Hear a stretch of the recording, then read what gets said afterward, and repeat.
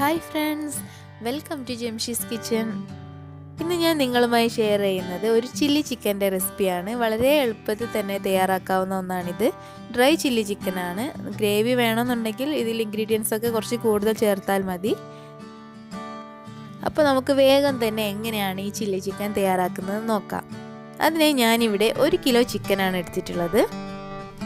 ഈ ഒരു സൈസിലാണ് ചിക്കൻ്റെ പീസ് ഉള്ളത്. നിങ്ങൾ ചെയ്യുന്ന സമയത്ത് ഇതിനേക്കാൾ കുറച്ച് ചെറുതാക്കാൻ പറ്റുകയാണെങ്കിൽ അതാണ് നല്ലത്. ഇനി ഇതിലേക്ക് 1 ടേബിൾ സ്പൂൺ വിനെഗർ ചേർത്ത് കൊടുക്കാം. അതിൻ്റെ കൂടെ 1/2 ടേബിൾ സ്പൂൺ ഇഞ്ചിയും വെളുത്തുള്ളിയും പേസ്റ്റ് ആക്കിയത്, 1/2 ടേബിൾ സ്പൂൺ മുതൽ 1 ടേബിൾ സ്പൂൺ വരെ കുരുമുളക് പൊടിച്ചത്.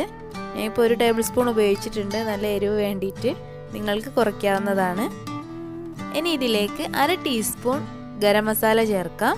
പിന്നെ വേണ്ടത് 2 ടേബിൾ സ്പൂൺ മൈദയാണ്. അതുപോലെ തന്നെ 3 ടേബിൾ സ്പൂൺ കോൺഫ്ലോറും വേണം. അതെല്ലാം ചേർത്ത് കൊടുക്കാം.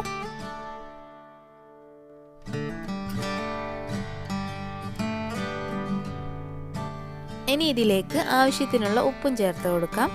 പിന്നെ അവസാനമായിട്ട് 1 എഗ്ഗ് പൊട്ടിച്ചൊഴിച്ച് കൊടുക്കാം. ഇതെല്ലാം കൂടെ നല്ലപോലെ കൈകൊണ്ട് തന്നെ മിക്സാക്കി എടുക്കണം. ഇതെന്നിട്ട് അരമണിക്കൂർ മാറ്റി വെക്കാം. നല്ല ഈ പൊടികളൊക്കെ ചിക്കനിലേക്ക് പിടിക്കാൻ വേണ്ടിയിട്ട് അരമണിക്കൂർ മാറ്റി വെക്കണം. ഫ്രിഡ്ജിൽ വേണമെങ്കിൽ വെക്കാം. ഞാനിപ്പോൾ പുറത്ത് തന്നെയാണ് വെച്ചിട്ടുള്ളത്.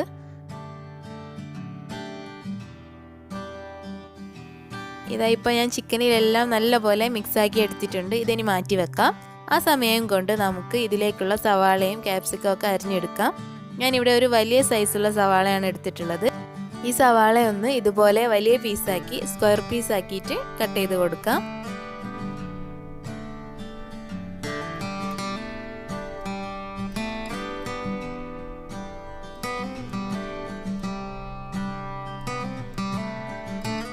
ഇനി ഇതിലേക്ക് 2 ക്യാപ്സിക്കം എടുത്തിട്ടുണ്ട്. രണ്ടും സ്മോൾ സൈസ് ആയതുകൊണ്ട് ഞാൻ 2 എടുത്തത്. വലിയതാണെങ്കിൽ 1 മതിയാകും. അതും ഇതുപോലെ തന്നെ സ്ക്വയർ പീസായിട്ട് കട്ട് ചെയ്യാം.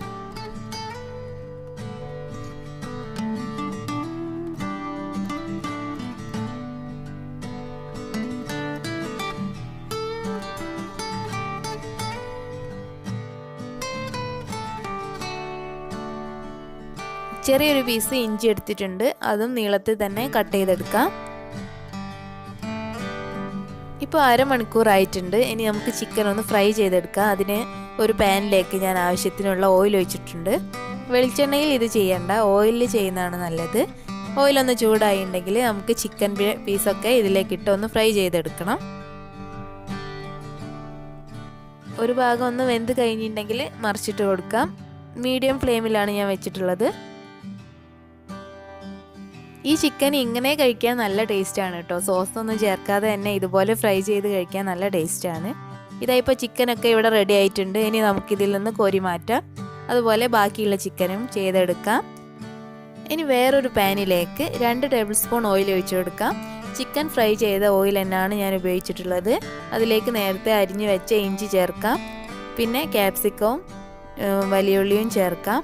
അതുപോലെ തന്നെ 2 പച്ചമുളകും ചേർക്കണം. ഇതുപോലെ ചെറിയ സൈസായിട്ടാണ് ഞാൻ പച്ചമുളക് കട്ട് ചെയ്തത്. ഞാനിത് ചേർക്കുന്ന സമയത്ത് വീഡിയോ എടുത്തിട്ടുണ്ടായിരുന്നു, അത് ഡിലീറ്റ് ആയിപ്പോയി.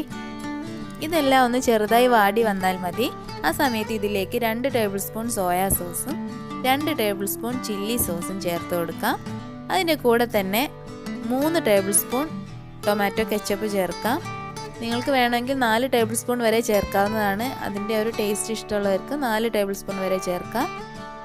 പിന്നെ 1 ടേബിൾ സ്പൂൺ ടൊമാറ്റോ പേസ്റ്റ് ചേർക്കാം. ഞാനിവിടെ മുന്നേ പോസ്റ്റ് ചെയ്തിരുന്നു എങ്ങനെയാണ് തക്കാളി സൂക്ഷിക്കേണ്ടത് എന്ന്. കുറേ നാൾ കേടുകൂടാതെ അങ്ങനെ സൂക്ഷിച്ചിരുന്ന 1 ക്യൂബാണ് ചേർത്തിട്ടുള്ളത്. ഇത് ഓപ്ഷണലാണ്, ചേർക്കേണ്ട ആവശ്യമൊന്നുമില്ല. എന്നിട്ട് നല്ലപോലെ മിക്സാക്കി ഈ സോസുകളുടെ ഒക്കെ ഒരു പച്ചമണം മാറുന്നവരെ ഇത് മിക്സാക്കി കൊടുക്കാം.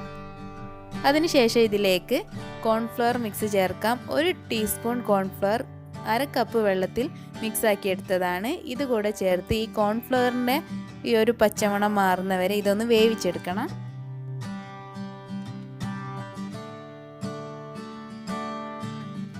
ഇപ്പോൾ ഇതെല്ലാം നല്ലപോലെ മിക്സായി വന്നിട്ടുണ്ട്. ഇനി ഈ സമയത്ത് ഇതിലേക്ക് ചിക്കൻ ചേർത്ത് കൊടുക്കാം. ചിക്കൻ്റെ പീസെല്ലാം ഇതിലേക്ക് ചേർത്ത് നല്ലപോലെ മിക്സാക്കി കൊടുക്കണം. ഈ ചിക്കനും സോസും എല്ലാം കൂടെ ഒന്ന് മിക്സായി വരുന്നത് വരെ ഒന്ന് ഇളക്കി കൊടുക്കാം.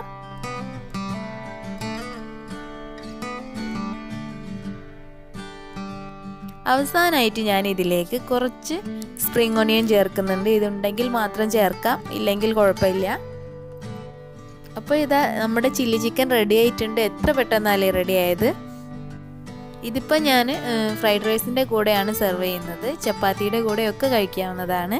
എല്ലാവരും ഒന്ന് ട്രൈ ചെയ്ത് നോക്കണം. ഈ വീഡിയോ ഇഷ്ടമായിട്ടുണ്ടെങ്കിൽ ലൈക്ക് ചെയ്യാനും കമൻറ്റ് ചെയ്യാനൊന്നും മറക്കരുത്. താങ്ക്